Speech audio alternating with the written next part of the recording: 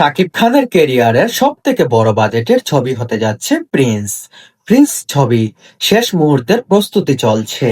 ভারতের উদ্দেশ্যে উড়াল দেবেন আগামী সপ্তাহে প্রিন্স টিম। ভিলেন চরিত্রে এমন কাউকে থাকবে শাকিবের সাথে অতীতে কাজ হয়নি। শাকিব আর তার লড়াই বেশ জমজমাট হবে, কারণ আমি অনেক লড়াই দেখেছি। এই লড়াই দেখার জন্য আমি অনেক আগ্রহে বসে আছি, কারণ শাকিব খান একজন শক্তিশালী অভিনেতা। আমি মুখিয়ে আছি পর্দায় দুজনে লড়াই দেখার জন্য।